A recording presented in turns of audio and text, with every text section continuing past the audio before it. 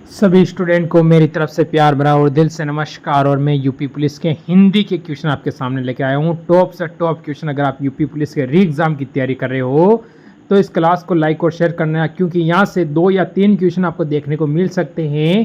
क्योंकि पिछली बार भी जो मैंने पढ़ाया था वही देखने को मिला है और अब भी मैं पढ़ा रहा हूँ वही देखने को मिलेगा। टेंशन लेने की ज़रूरत नहीं है। इस क्लास को एक बार छोटा सा काम करना है, लाइक शेयर करके कमेंट करके सब्सक्राइब जरूर कर लेना है। तो देखो आज का पहला क्वेश्चन। ठीक है, श्रुतज्ञ वर्ण है, किसके है ये वर्ण आपको बताना है। जैसे कि 3 वर्ण दिए हुए हैं आपके सामने, ये कौन से हैं? जैसे कि संयुक्त व्यंजन है, ऊष्म व्यंजन है, स्पर्श व्यंजन है, अंतस्थ व्यंजन है। तो ये कौन से व्यंजन है मेरे मित्र? तो यहाँ से हमारा उत्तर क्या हो जाएगा? तो हम जाएंगे मेरे मित्र ऑप्शन नंबर ए की ओर। ठीक है, ये सारे क्या है? संयुक्त व्यंजन है। कौन से व्यंजन है? संयुक्त व्यंजन है। इसके बाद अगला क्वेश्चन आता है, निम्नलिखित में से अयोगवाह किसे कहा गया है? जैसे कि संयुक्त को, विसर्ग को, घोष को, मां प्राण को, यानी किसे कहा जाता है मेरे मित्र? तो यहां से हमारा उत्तर बनेगा वो क्या बनने वाला है। ठीक है, तो ऐसी स्थिति में जो आपका उत्तर बनता है मेरे मित्र वो क्या बनने वाला है, क्योंकि 4 ऑप्शन आपके सामने हैं। तो यहां से हमारा उत्तर बनेगा ऑप्शन नंबर बी, विसर्ग। विसर्ग यानी ऑप्शन नंबर बी हमारा बिल्कुल सही होगा। फिर हम आगे बढ़ेंगे। अगला क्वेश्चन, फ और ब किस प्रकार के वर्ण हैं? क्योंकि वर्ण से संबंधित आपसे 2 से 3 क्वेश्चन बनेगा, यानी हम 6 नंबर यहां से क्लियर करने वाले हैं। ठीक है, 6 नंबर की क्लास है, छोड़ना नहीं है। ठीक है, तो दंतोष्ट, दंतोष्ट यानी ऑप्शन नंबर हमारा ए हो जाएगा, बिल्कुल सही। ठीक है, ए हमारा बिल्कुल सही हो जाएगा। फिर अगला क्वेश्चन आता है 4 नंबर। ठीक है, ध्वनि किसकी लघुत्तम इकाई है? ध्वनि, जैसे हम ध्वनि आती है, जैसे शब्द है, भाषा है, वाक्य है, ठीक है, अक्षर है। तो किसकी है? जैसे वाक्य की है, भाषा की है, शब्द की है या अक्षर की है। तो ध्वनि किसकी है ये आपको बताना है। तो क्या होगा आपका उत्तर? यहां से जो आपका उत्तर बनेगा वो बनेगा ऑप्शन नंबर बी, किसकी? भाषा की। आगे बढ़ेंगे अगले क्वेश्चन की ओर। लघुत्तम वर्ग ध्वनि को कहते हैं। इसे किसे कहते हैं? जैसे कि स्वर, व्यंजन, वर्ण या शब्द को कहते हैं। तो आखिरकार ऐसे किसको बोलेंगे मेरे मित्र कि हमारा उत्तर यहाँ से सही हो जाए? तो किसकी ओर जाएंगे हम यहाँ से? जल्दी बता दो। तो हम जाएंगे यहाँ से ऑप्शन नंबर किसकी ओर? ऑप्शन नंबर सी की ओर। ठीक है, वर्ण बिल्कुल सही हो जाएगा। देखो यहाँ से ये क्वेश्चन बड़ा अच्छा क्वेश्चन बनेगा, 6 नंबर वाला। देखो क्वेश्चन का कहना है, वर्णमाला में मात्रा का अर्थ क्या होता है? जो हम वर्णमाला यूज करते हैं उसमें जो मात्रा होती है उनका अर्थ आखिरकार क्या होता है ये आपको बताना है। ठीक है, तो जो वर्णमाला होती है उनमें अर्थ होता है, उसका अर्थ क्या होगा कि वर्ण के उच्चारण में लगने वाला समय, जैसे मात्रा में जो हमें समय लगता है उसके हिसाब से ऑप्शन नंबर बी बिल्कुल सही है। फिर हम आगे की ओर जाएं। अगर अगला क्वेश्चन कहता है, देखिए बिना अवरोधन के उच्चरित होने वाला वर्ण कहलाता है। तो वो क्या कहलाता है? जैसे घोष, स्पर्श, स्वर या फिर व्यंजन, या आखिर क्या कहलाएगा वो आपसे पूछता है। मैं आपको हर प्रश्न में 10 सेकंड दूंगा।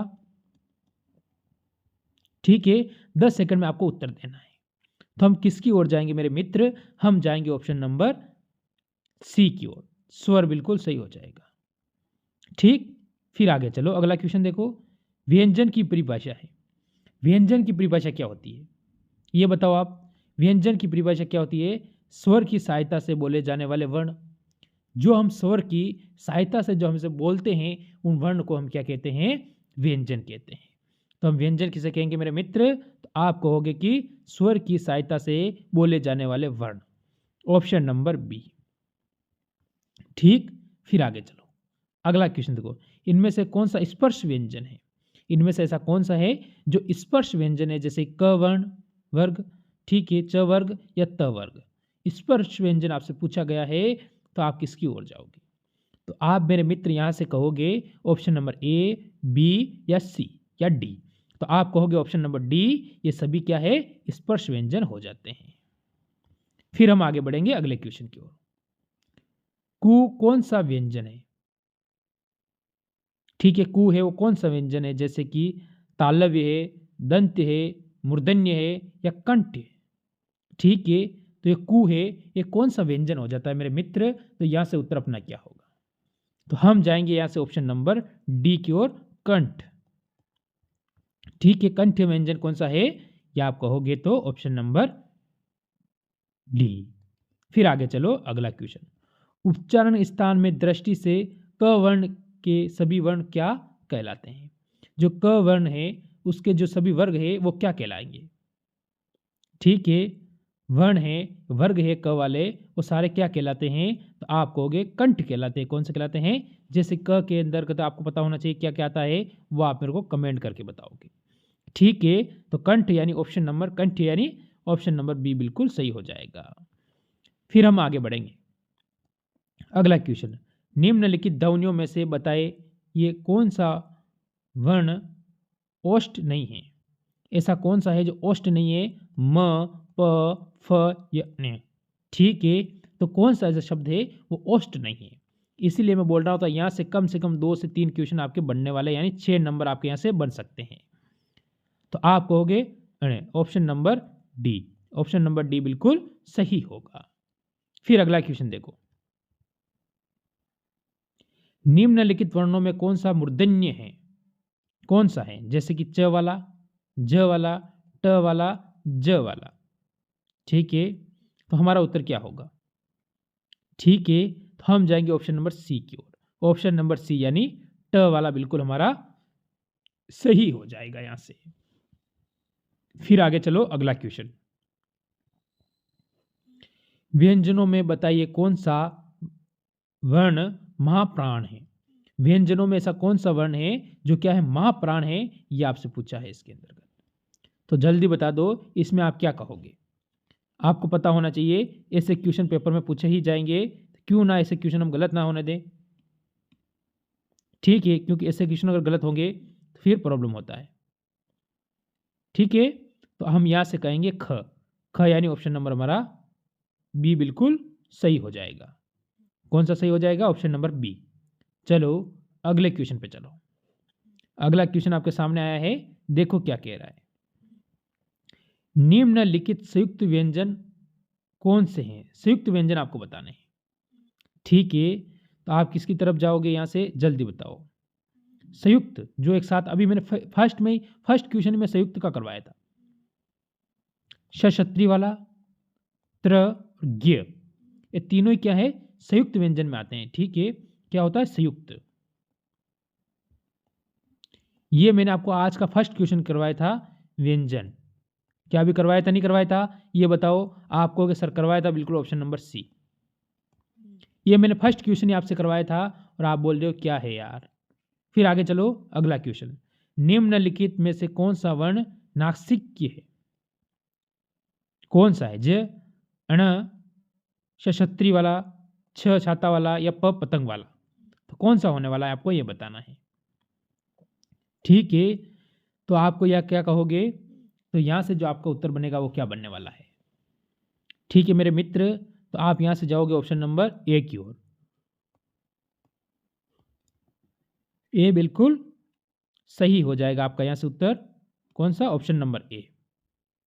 ठीक, आपको ध्यान रखना है, ऑप्शन नंबर ए बिल्कुल हमारे यहां से सही हो जाता है। फिर बढ़ेंगे अगले क्वेश्चन पर। देखो, इसका कहना है च, छ, अण, ज और च। ये सब ध्वनियाँ क्या कहलाती? ये सभी ध्वनियाँ हैं वो क्या कहलाएगी? जैसे कि कंठ से आती है, मूर्धन्य से आती है, तालव्य से आती है या दंतोष्ठ से आती है। ठीक है, तो आप कहोगे तालव्य। तालव्य यानी ऑप्शन नंबर आप यहाँ से सी की ओर जाओगे। किसकी ओर जाओगे? ऑप्शन नंबर सी की ओर। ये बिल्कुल आपका सही हो जाएगा। कौन सी? च, छ, ज, ण।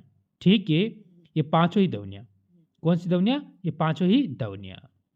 फिर अगला क्वेश्चन देखो, क्वेश्चन क्या कह रहा है आपके सामने। बढ़िया क्वेश्चन, अच्छा क्वेश्चन आया है और टॉप क्वेश्चन की श्रेणी में से आप रख सकते हो, कोई कमी नहीं है। क्वेश्चन का कहना है निम्न में से अल्प प्राण वर्ण कौन है? जैसे कि क और ग और आ, फ और ब, थ और छ। ठीक है, ये आपके सामने है 4 ऑप्शन। मेरे मित्र, यहां से हमारा उत्तर क्या आएगा ये आपको बताना है। ठीक है, तो आपका जो यहाँ से उत्तर बनेगा वो बनेगा ऑप्शन नंबर कौन सा? ए यानी बिल्कुल सही हो जाएगा। ठीक है, ये आपका बिल्कुल सही हो जाएगा।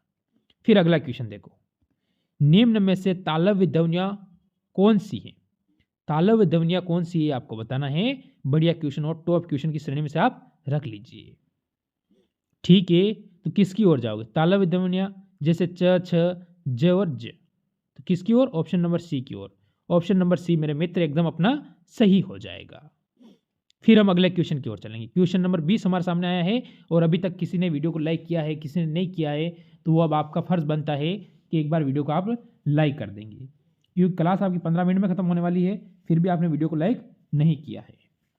ठीक, चलो, वर्णमाला में कुल व्यंजनों की संख्या कितनी है? वर्णमाला होती है, उसमें कुल व्यंजनों की संख्या कितनी है? जैसे कि हम कह सकते हैं 11, 45, 30 और 50। देखो, स्वर और व्यंजन होते हैं। ठीक है, स्वर एक क्या होते हैं? व्यंजन। तो इनकी संख्या आपको पता होनी चाहिए मेरे मित्र। जैसे आपको पता है टोटल वर्ण कितने होते हैं? 52। टोटल कितने होते हैं? 52 होते हैं। ठीक है, टोटल कितने होते हैं हिंदी के अंदर? 52 होते हैं। तो आप कहोगे कि हमसे पूछा है व्यंजनों की संख्या कितनी होगी? ऑप्शन नंबर सी, यानी 33 हो जाएगी। और स्वर की संख्या कितनी होती है? स्वर की संख्या 11 होती है। ठीक, टोटल कितना होगा? टोटल आप कहोगे सर ये तो 44 ही हो रहे हैं, 44 हो रहे हैं। इसके बाद वाले सर मैं आपको पूरा समझाऊंगा, एक टॉपिक लेके आऊंगा इस पर कि और कौन कौन से होते हैं जो ये स्वर और व्यंजन से अलग गाने जाते हैं। ठीक है, चलो आगे चलो। देखो, निम्न में से अघोष वर्ण कौन सा है? अघोष वर्ण। ठीक है, जैसे कि थ, ख, च, ह, इनमें से अघोष वर्ण है। अघोष वर्ण कौन सा होगा ये आपको बताना है। तो अगर हम ऑप्शन नंबर डी की ओर जाएं, जो कि क्या है? अघोष वर्ण हमारे यहां से हो जाता है। Option number D. फिर बढ़ो अगले क्वेश्चन की ओर। हिंदी में वर्णमाला में मूल स्वर कितने होते हैं? स्वर कितने होते हैं? मूल स्वर हिंदी में। ठीक है, आप कितने कहोगे? 6, 7, 4 या 2। तो कितने हो जाएंगे यहां से? मूल स्वर हमसे पूछा है कितने होते हैं? किसके अंदर? हिंदी के अंदर। तो हिंदी में जो मूल स्वर होते हैं मेरे मित्र, वो होते हैं 4। ऑप्शन नंबर सी बिल्कुल सही होगा। फिर देखो अगला क्वेश्चन देखो, जैसे इसमें कितने हुए? 4 स्वर हुए। ठीक है मेरे, क्या है? स्वर कितने हुए? हिंदी में वर्ण मूल हमसे मूल शब्द पूछा है, इसके लिए हम 4 कह रहे हैं। चलो अगला क्वेश्चन देखो, निम्न में से महाप्राण, ठीक है, वर्ण कौन कौन से हैं? कौन से हैं ये आपको बताना है। महाप्राण जैसे कि ख और ग, ख और ग। ऑप्शन नंबर ए होगा ख और ग। ठीक है, ये क्या होते हैं? मेन होते हैं। ठीक है, महाप्राण में आते हैं ख और ग। ये क्या आ जाते हैं यहाँ मेरे मित्र? मेन यानी इंपॉर्टेंट होते हैं। फिर हम अगर आगे चले, अगला देखो आप, वर्णमाला कहते हैं। वर्णमाला किसे कहते हैं ये आपको बताना है मेरे मित्र। हम कहेंगे वर्णमाला वर्णों के क्या होता है? जल्दी बताओ। वर्णों में जैसे क्या हो जाएगा? व्यवस्थित समूहों में से, वर्णों को व्यवस्थित समूहों को। ठीक है, यानी ऑप्शन नंबर हम डी की ओर जाएंगे, जो मेरे मित्र अपना बिल्कुल सही होगा। कौन सा सही होगा? ऑप्शन नंबर डी, वर्णों को व्यवस्थित। व्यवस्थित का मतलब होता है एकदम बराबर। ठीक है, एकदम बराबर यानी व्यवस्थित होता है, वो हो सकता है। ठीक है, फिर हम आगे चलो। ए जैसे कि इसमें क्या है? मात्रा आती है। जैसे हमें आपको पता है, जैसे हमने क लिखा, कि हम ये मात्रा लगाते हैं, हम मात्रा लगाते हैं। जैसे मैं आपको बताऊं, जैसे कि हम एक तो मात्रा लगाते हैं, क के हम एक मात्रा लगाई, यानी उस ए का मतलब ये है, और उस ए का मतलब है कि क के ऊपर हम 2 मात्रा लगाते हैं। ठीक है, उसका ये शब्द बनता है। यानी जो हम मात्रा लगाते हैं इनके ऊपर, इसका तो हमसे पूछा है वर्ण क्या कहलाते हैं? वर्ण क्या कहलाते हैं? कंठ वाक्य कंठ तालव्य कहलाएंगे। क्या कहलाएंगे? कंठ तालव्य कहलाएंगे। Option number D. ठीक है, तो ऑप्शन नंबर डी कहलाते हैं। तो ये थे आज के टॉप क्वेश्चन। जरूर कमेंट करेंगे मेरे सारे मित्र कितने क्वेश्चन आपके सही हुए हैं, और मैं नई टॉप क्लास आपके लिए लेकर आऊंगा। एक बार सभी मित्र से मेरी गुजारिश है कि वीडियो को लाइक जरूर कर देना। तो मेरी तरफ से सभी भाइयों को जय हिंद, जय भारत।